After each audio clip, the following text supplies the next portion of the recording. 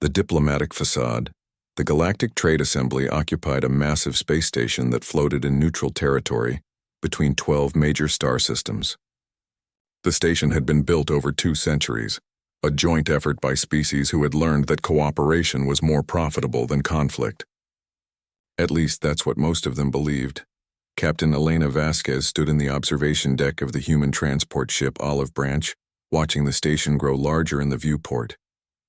She had made this journey 47 times in her 15-year career as a diplomatic envoy. Each time she hoped it would be different. Each time she left disappointed. Elena was tall and lean, with dark hair pulled back in a practical bun and eyes that had seen too many negotiations end in frustration. She wore the standard gray uniform of the United Earth Diplomatic Corps, adorned only with a small pin showing Earth's blue marble against black space. No medals, no rank insignia beyond her captain's bars. Humans preferred to look humble. "Captain, we're receiving docking clearance from Assembly Control," her pilot announced. Lieutenant James Park was young, barely 25, and still believed that diplomacy could solve everything. Elena envied his optimism. "Take us in, Lieutenant. Standard approach, no sudden movements. Let's not give anyone an excuse to be nervous." The Olive Branch glided into its assigned docking bay with practiced ease. Through the viewport, Elena could see other ships from dozens of species. The insectoid Verthari arrived in vessels that looked like crystallized honeycombs. The aquatic Celestians piloted ships filled with water, visible through transparent hulls. The Threxians commanded massive warships that dwarfed every other vessel in the bay. That was the problem. The Threxians always brought warships. Elena gathered her documents and data tablets, checking everything twice. In 40 years since humanity had joined the galactic community, they had built a reputation as the species that never fought back. They negotiated. They compromised.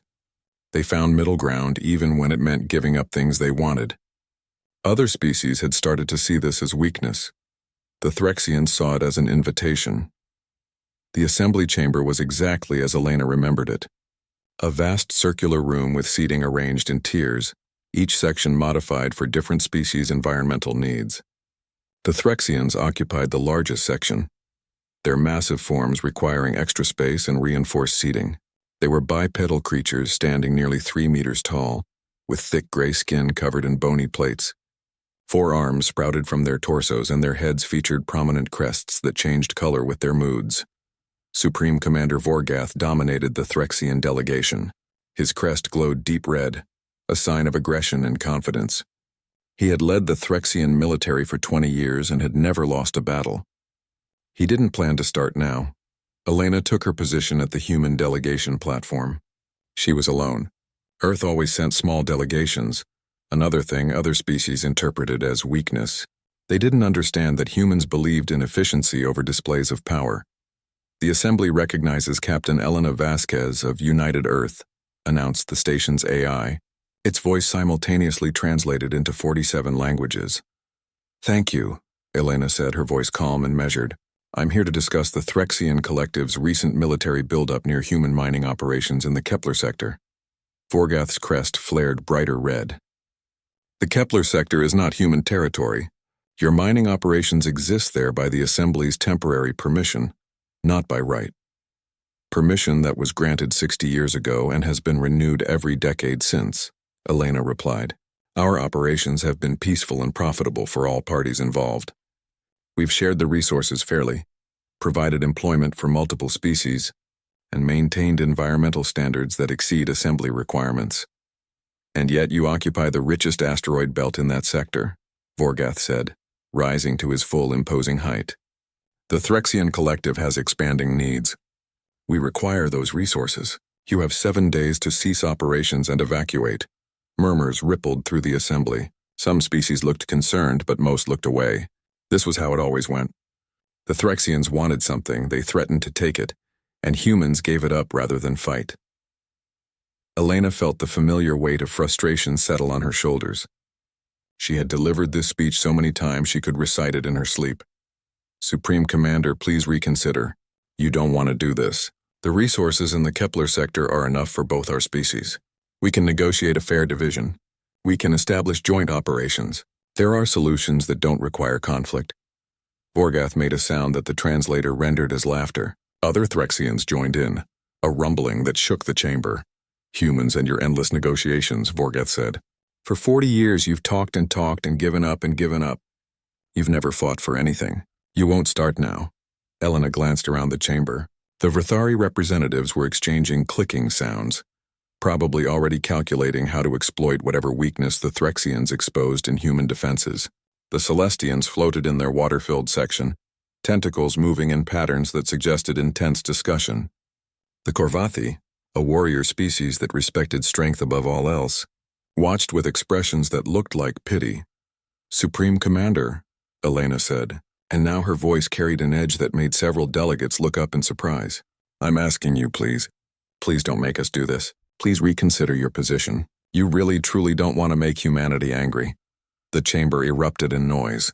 Species that could laugh did so. The Threxians' crest blazed with amusement and contempt. Angry, Vorgath bellowed. You speak of anger? You who surrender at every confrontation? You who've never fired a shot in anger since joining this assembly? Your threats are as empty as your courage. Elena stood silently, letting the laughter wash over her. She had tried. She had given them every chance. History would record that humanity had said please. Very well, she said quietly. Let the record show that humanity requested peaceful resolution. Let the record show that we warned you. Let the record show that we said please. She touched a control on her wrist device. It was a simple gesture, but it meant everything. Captain Vasquez, the assembly mediator, said, a floating species called the Inari, who prided themselves on impartiality. Do you have anything else to add? No, Elena said. I think we're done talking now. She turned and walked out of the chamber. Her footsteps echoed in the sudden quiet, something about the way she moved, the set of her shoulders, the absolute calm in her voice, made some of the more perceptive species feel uneasy. Vorgath watched her go, his crest pulsing with satisfaction. Another victory without firing a shot. The humans would evacuate within 7 days, and the Threxian collective would claim the richest mining operation in the sector. Other species would see this and know that the Threxians took what they wanted. What Vorgath didn't know was that the signal Elena had sent from her wrist device had just traveled through quantum communication channels to Earth. It was a simple code phrase, Silent Storm, on Earth, in a military complex buried 3 kilometers beneath the surface of the Antarctic ice. Computers that had been dormant for 4 decades began to wake up. Passwords were entered by the Secretary General of United Earth, a woman named Sarah Morrison, who had hoped her entire career that she would never need to speak those passwords aloud. Authorization Morrison 77 Alpha. Confirm activation of Protocol Silent Storm. Authorization confirmed, the computer replied. Activating military reserves. Estimated time to full deployment, 72 hours.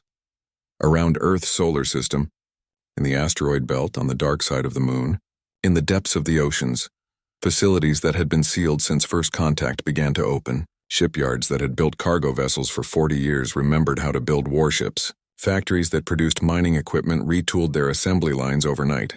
Weapons that had been locked away were loaded onto ships. In the Kepler sector, human mining operations began orderly evacuations. 50,000 workers and their families boarded transport ships, taking only essential belongings. They left behind billions of credits worth of equipment, fully functional facilities, years of infrastructure development. They left it all behind without complaint. The Threxians interpreted this as confirmation of human weakness. They didn't notice that as the last human transport departed, the mining station's power cores were quietly set to countdown sequences. They didn't detect the small objects being positioned throughout the asteroid belt, objects that looked like standard navigation beacons but carried very different purposes. Supreme Commander Vorgath stood on the bridge of his flagship, the inevitable Conquest, watching the human transports flee. His military fleet had arrived at the Kepler sector right on schedule. 500 warships, the largest deployment of Threxian military force in a generation. All of it to claim a mining operation that humans had abandoned without resistance. Deploy the occupation forces, Vorgath commanded. Take control of all facilities. I want mining operations resumed within 48 hours. Threxian soldiers descended to the asteroid bases in assault shuttles. They found empty corridors, abandoned equipment, and complete silence. The facilities were pristine, as if the humans had simply walked away mid-shift. It was eerie, but Vorgath dismissed the feeling. Humans were cowards. This was just more proof. Then the lights went out. Every facility went dark simultaneously. Power cores that had run flawlessly for decades suddenly shut down. Life support systems failed. Communications arrays went dead. Phyrexian soldiers found themselves trapped in bases that had become tombs, surrounded by useless technology. What happened? Vorgath demanded. Get those systems back online. Sir, the humans have locked us out. Every system has triple encrypted security. Our engineers say it would take months to break through. Then bypass the security. Use our own power generators. We're trying, sir, but the facilities are designed to reject any unauthorized power source. The safeties override the safeties. As Phyrexian engineers frantically tried to make the captured facilities functional, Vorgath's sensors detected something approaching. Multiple objects moving fast. Identify those contacts, he ordered. Sir, they appear to be asteroids, roughly 100 of them, ranging from 50 to 200 meters in diameter. They're on collision courses with our occupied bases. Vorgath felt the first stirring of unease. Asteroids don't change course naturally. Someone is guiding them. Yes, sir. They're equipped with thruster assemblies. They've been accelerating for days. Vorgath's crest shifted to orange, a color indicating confusion. That means they were launched before we even arrived. Before the humans evacuated. The asteroids fell from the sky like judgment. They struck the mining bases with tremendous force, obliterating years of infrastructure in seconds. The Phyrexian soldiers barely escaped with their lives, scrambling into their assault shuttles and fleeing the destruction. Vorgath watched the display showing feeds from dozens of bases simultaneously being destroyed. Billions of credits worth of equipment vanishing in explosive impacts. The humans had destroyed their own colony rather than let the Phyrexians have it. Pull back all ground forces, he ordered. All ships prepare for defensive formations. Sir, we're receiving a transmission. It's from a human vessel. A holographic image appeared on the bridge. It showed a human in military uniform, a man with steel-gray hair and eyes that reminded Vorgath of predators. The name badge on his uniform read, Admiral Marcus Chen, Earth Defense Force. Supreme Commander Vorgath, Chen said, his voice carrying none of Elena's diplomatic softness. You were warned. Multiple times. You were asked politely to reconsider. You chose not to listen. You destroyed your own bases, Vorgath said, trying to sound confident despite the unease growing in his chest. You've accomplished nothing except costing yourselves billions. We accomplished exactly what we intended, Chen replied. We removed assets you wanted to claim. But that's just the beginning. You see, Commander, humanity has been very patient for 40 years. We've negotiated when we could have fought. We've compromised when we could have taken. We've said please again and again and again. Chen leaned forward, and his expression made Vorgath's crest shift to yellow, a color the Supreme Commander hadn't displayed since he was young. We're done saying please now, Chen said. You wanted to see what humanity looks like when we stop being polite. You're about to find out. I suggest you recall your fleet and return to Phyrexian space. You have 24 hours, or what? Vorgath demanded. Your fleet is small. Your military is minimal. We outnumber you 50 to 1, do you? Chen asked. Are you sure about that? The transmission ended. Vorgath stared at the empty hologram space, his crest cycling through colors as his emotions shifted. Fear, anger, confusion, determination. He turned to his tactical officer. Show me all human ship movements in this sector. The tactical display lit up. It showed the expected human transports fleeing toward Earth. It showed a small patrol group of maybe 20 human military vessels maintaining distance. Then, the display updated as better sensor data came. Through Vorgath's crest turned white, a color that indicated absolute shock. The human ships weren't small patrol vessels. They were something the Phyrexians had never seen before. Ships that had been designed for one purpose only: war.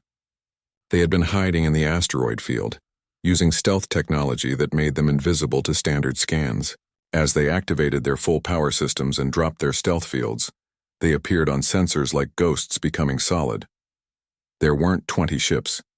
There were 200, and more were arriving through jump points, pouring into the system like a flood. How? Vorgath whispered.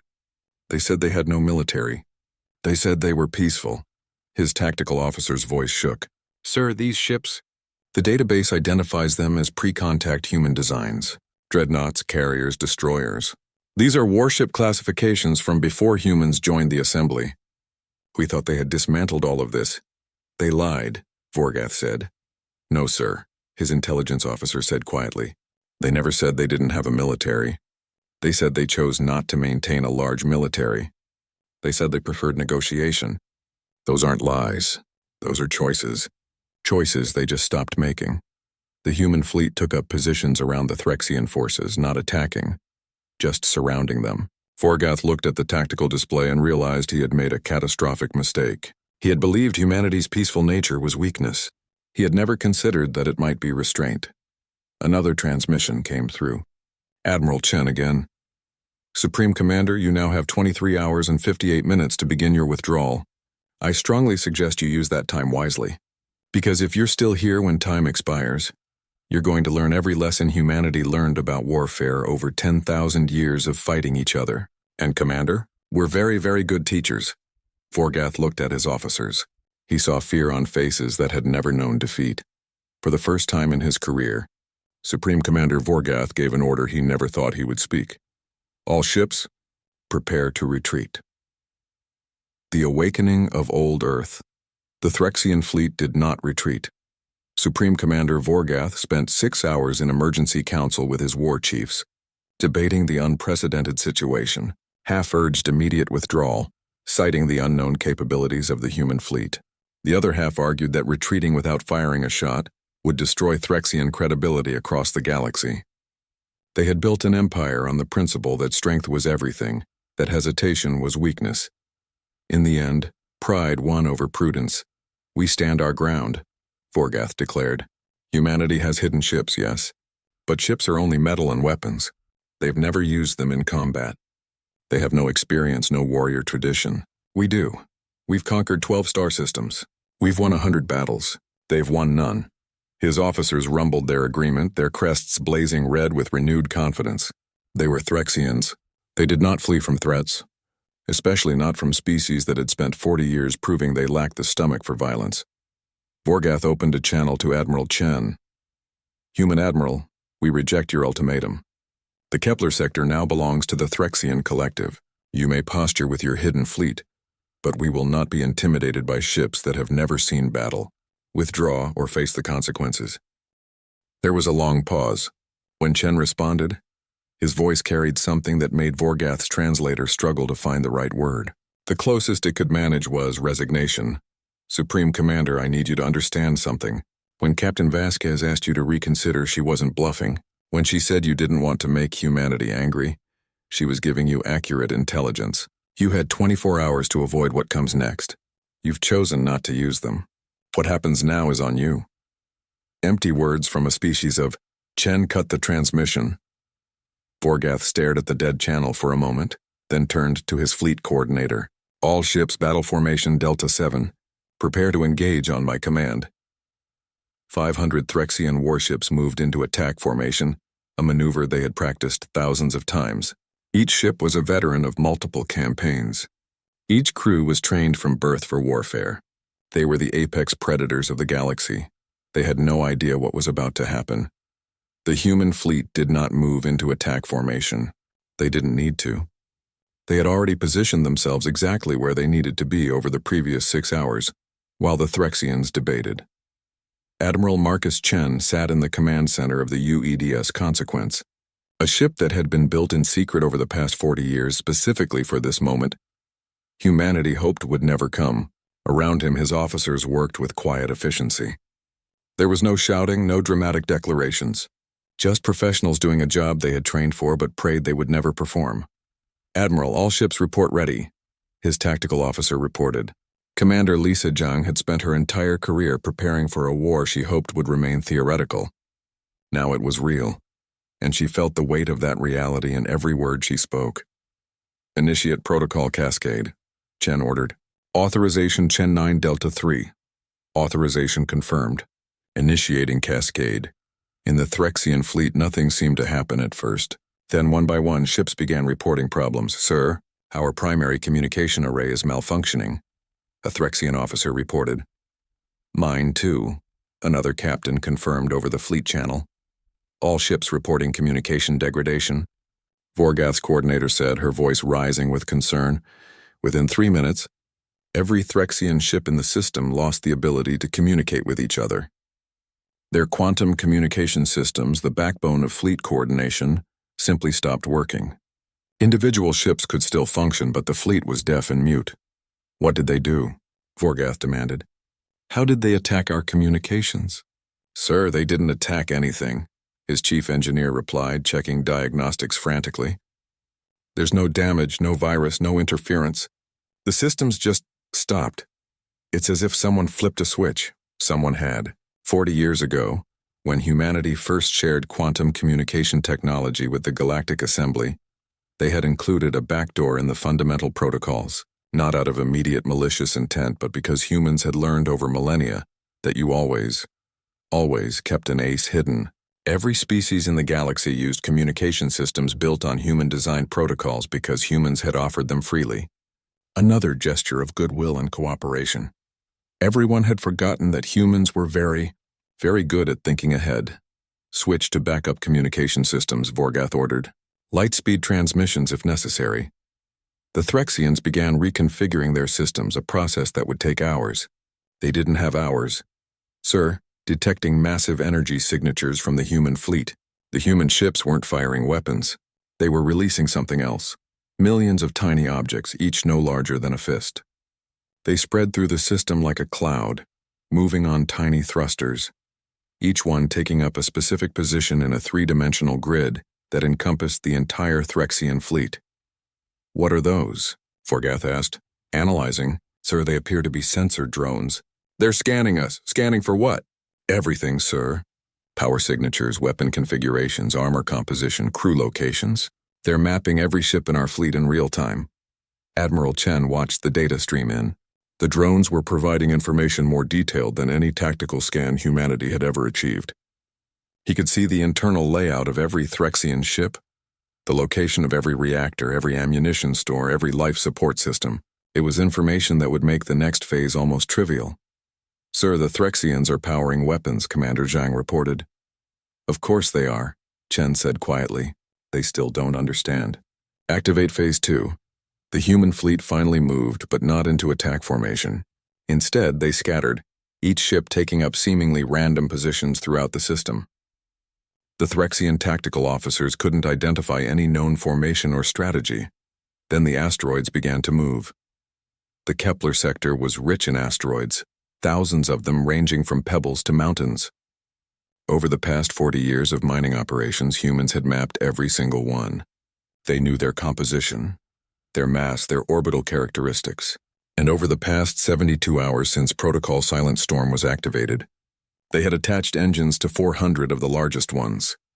400 asteroids, each massing between 1,000 and 50,000 tons, began accelerating toward the Threxian fleet. Evasive maneuvers, Vorgath ordered. All ships scatter formation. But scattering was exactly what the humans wanted. A tightly grouped fleet could provide overlapping defensive fire. A scattered fleet was vulnerable. The asteroids weren't aiming for ships. They were aiming for positions, specific points in space where Threxian ships would be in approximately 30 minutes based on their evasive maneuvers. Humans had fed all the data from the sensor drones into AI systems designed for predictive modeling.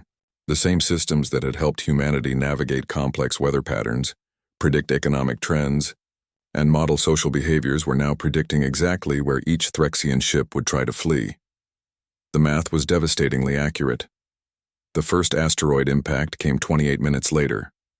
A Threxian destroyer, trying to avoid 3 incoming asteroids, maneuvered directly into the path of a fourth. The collision wasn't direct. The destroyer's captain managed to partially dodge, but a 50,000-ton rock moving at relativistic speeds didn't need a direct hit. The gravitational shear as it passed ripped the destroyer's hull open like paper.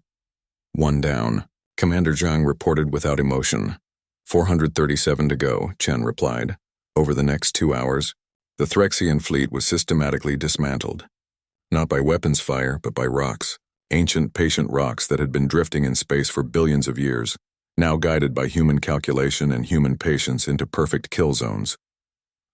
Vorgath watched in horror as his fleet disintegrated. Ships collided with asteroids. Ships fled into dead-end trajectories and had to burn all their fuel escaping. Ships were separated from the fleet and found themselves isolated and vulnerable, all without the humans firing a single shot. "This is impossible," he whispered. "How can they predict our movements so accurately?" His tactical officer had figured it out. "Sir, they're not predicting our movements. They're controlling them. Every time we dodge an asteroid, we move into the path of another. They're herding us like animals." It was true. Humanity had learned over thousands of years that the best way to control an enemy wasn't to attack them directly. It was to control their options, to make them choose between bad choices and worse choices until they had no choices left. "All ships, full stop," Vorgath ordered. "Cease evasive maneuvers. Hold position." The Threxian fleet went still, ships hanging in space, hoping that not moving would somehow save them. For a moment it seemed to work. The asteroids drifted past, missing the stationary ships. Then the human fleet opened fire, not with energy weapons or missiles. With kinetic impactors, simple tungsten rods accelerated to tremendous velocities by magnetic rails. They were the oldest weapon in humanity's arsenal, dating back to theoretical designs from the 21st century. They were also unstoppable. The rods tore through Threxian shields like they weren't there. They punched through armor designed to withstand plasma fire.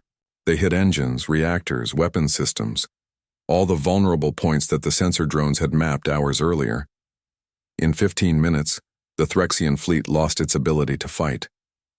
Not its ability to exist, the humans were carefully avoiding life support systems and crew quarters, but its ability to make war. Every ship in the fleet was crippled, drifting, helpless, and the humans stopped firing. Vorgath sat in his command chair, staring at the tactical display showing his once mighty fleet reduced to floating wrecks. His crest had turned gray, a color Threxians only displayed in the presence of death. A transmission came through on emergency frequencies, the only channel still working. Admiral Chen's face appeared, and Vorgath finally understood what his translator had failed to capture earlier. It wasn't resignation, it was sorrow. "Supreme Commander, I'm opening humanitarian corridors. Your damaged ships can proceed to the system's edge for pickup by Threxian rescue vessels. We will not fire on evacuation craft. We will provide medical assistance if requested. Your crews will be treated with dignity and respect." "Why?" Vorgath asked, his voice hollow. "Why show mercy now?" "Because this isn't about destroying you," Chen said. "This is about teaching a lesson. You needed to learn that humanity's peaceful nature is a choice, not a weakness. You've learned that now. Your species will remember this for generations. That was the point. You could have told us. You could have demonstrated your capabilities without—" "We tried," Chen interrupted, and now there was steel in his voice. "Captain Vasquez tried. She asked you politely. She warned you explicitly. She said, 'Please.' You laughed at her. You laughed at all of us. Did you think we said please because we didn't know how to say no? Did you think we compromised because we didn't know how to fight?" Vorgath had no answer. "Humanity spent 10,000 years perfecting warfare," Chen continued. "We fought with sticks and stones, then bronze and iron, then gunpowder and nuclear fire. We nearly destroyed ourselves a dozen times. We learned every possible way to hurt each other, and we got very, very good at it. When we met you, when we joined the Galactic Assembly, we made a choice. We chose to be better. We chose peace." Chen leaned forward, his eyes hard. "But choosing peace doesn't mean forgetting war.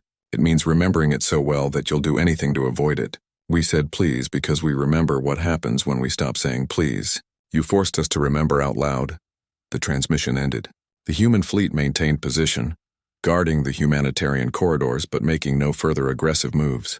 Threxian rescue ships began arriving, moving cautiously through the designated safe zones, retrieving damaged vessels and wounded crews.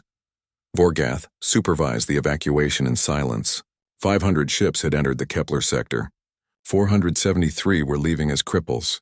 27 had been completely destroyed when their crews panicked and made fatal mistakes trying to escape the asteroid field. 12,000 Threxians were dead. 50,000 more would need months of medical treatment, and the humans had accomplished it all with rocks and mathematics. As his flagship limped toward the system's edge, Vorgath received one final transmission. Not from Admiral Chen, but from Captain Elena Vasquez. She looked tired. Her eyes held the same sorrow Chen's had, but also something else. Vindication, perhaps, or maybe just profound disappointment. Supreme Commander, I want you to understand something. Everything that happened here happened because you didn't listen when I said please. I'm going to keep saying please. Humanity is going to keep choosing diplomacy first. But now, when we say please, I need you and every other species in this galaxy to hear what we're really saying. She paused, choosing her words carefully. When humans say please, we're not asking because we're weak. We're asking because we're strong enough to choose not to fight. We're asking because we remember what we're capable of, and we're trying to save you from finding out. Please means we're giving you a chance to walk away from something terrible. It means we're offering you dignity instead of defeat. Vasquez's expression hardened. You made us take away that choice. You made us show the galaxy what happens when we stop saying please. I hope you never forget it. I hope no one ever forgets it. Because the next time might be worse. The next time we might not be this restrained. The transmission ended. 3 weeks later, the Galactic Trade Assembly convened an emergency session. Every species sent their highest-ranking officials. The chamber was packed with representatives who had spent 40 years dismissing humanity as weak, as cowardly, as inconsequential. Captain Elena Vasquez stood at the speaker's platform. Beside her stood Admiral Marcus Chen, present not as a military threat but as a reminder. The message was clear. Humanity came in peace, but peace was a choice they could unmake. The session lasted 6 hours. Species after species stood to condemn the Threxian aggression. Many offered apologies for not supporting humanity's diplomatic efforts earlier. Some proposed new security frameworks. Others suggested mutual defense treaties. Elena let them talk. When the chamber finally fell silent, she spoke. The Kepler sector incident demonstrated something the galaxy needed to understand. Humanity's diplomatic approach over the past 40 years wasn't weakness. It was preference. We prefer negotiation because we're good at it. We prefer compromise because we believe in fairness. We prefer peace because we know exactly what war costs. She looked around the chamber, meeting the eyes of representatives from species that had mocked her, dismissed her, ignored her warnings. But preference is not limitation. Choice is not inability. And politeness is not powerlessness. We said please for 40 years. Most of you stopped hearing us. You started thinking please meant we couldn't say no. Admiral Chen stepped forward, his presence a reminder of the fleet still on standby throughout human space. The Threxian collective learned the difference between can't and won't. They learned it the hard way. We'd prefer that no one else needs that lesson. So we're going to keep saying please. We're going to keep negotiating, keep compromising, keep choosing peace first. He paused, and his voice dropped to something that made every translator in the chamber struggle with the tone. But from now on, when humanity says please, we need you to understand what we're really saying. We're saying we're trying to be nice. We're saying we don't want to hurt you. We're saying there's still time to choose a better path. Elena took over again. We're saying please because the alternative is showing you what 40 years of hidden preparation looks like. The alternative is demonstrating 10,000 years of warfare evolution. The alternative is teaching you every lesson humanity learned while nearly destroying itself. She touched a control, and holographic displays appeared throughout the chamber. They showed the Kepler sector incident from multiple angles, the systematic dismantling of a fleet that had seemed unstoppable. They showed the precision, the planning, the cold calculation. They showed what humanity looked like when it stopped being polite. This was restraint, Elena said quietly. This was us pulling our punches. This was us trying to make a point without causing more damage than necessary. If we ever stop showing restraint, if we ever decide that saying please isn't working anymore. She didn't finish the sentence. She didn't need to. The chamber was silent. Finally, the Inari mediator floated forward, her bioluminescent body pulsing with colors that indicated deep thought. Ambassador Vasquez, Admiral Chen, the Assembly has heard your message. We propose a new charter, one that explicitly recognizes humanity's commitment to peaceful resolution while acknowledging your capability to enforce necessary boundaries. We propose that humanity's diplomatic requests be given greater weight in Assembly deliberations. We don't want special treatment, Elena said. We want the same thing we've always wanted. To be heard when we speak, to be taken seriously when we warn, to have our choices respected instead of dismissed. Then it shall be so, the Inari said. Let this be recorded in the Assembly's permanent record. When humanity says please, the galaxy will listen. The resolution passed unanimously. Even the Threxian delegation, represented now by a chastened junior official since Vorgath had been removed from command, voted in favor. As the session ended and representatives filed out, many approached Elena to offer personal apologies or renewed pledges of cooperation. She accepted them all graciously, professionally. This was, after all, what she had been trying to achieve for 15 years. Admiral Chen stood beside her, watching the politicians do what politicians did. "Do you think they really learned the lesson?" he asked quietly. "Some did," Elena replied. "Some will need reminders. And some—" She trailed off, watching a group of Vrathari representatives clustered in a corner, clicking and chittering to each other. "Some will need to test it themselves before they believe it." "Then we'll be ready," Chen said. "The fleet isn't going back into storage." "Not this time." "No," Elena agreed. "Not this time. We tried hiding our teeth. That just made people think we didn't have any. Now they know we have teeth. Maybe they'll be more careful where they put their fingers." 6 months passed. Humanity returned to saying please. Trade continued. Diplomatic negotiations resumed. The galaxy slowly adjusted to a new reality, where humans were still polite, still willing to compromise, still preferring peace. But now, when Captain Elena Vasquez stood in the Galactic Assembly and said please, everyone listened. They had learned what happened when they didn't. And across the galaxy, in military academies and intelligence briefings and strategic planning sessions, a new lesson was being taught to every species that thought about testing humanity's boundaries. When humans say please, they mean it. Listen to them, because if you make them stop saying please, you'll discover why they were saying it in the first place. The lesson had been expensive. 12,000 Threxian lives, 50,000 wounded, an empire's pride shattered, a fleet destroyed, but the lesson had been learned for now.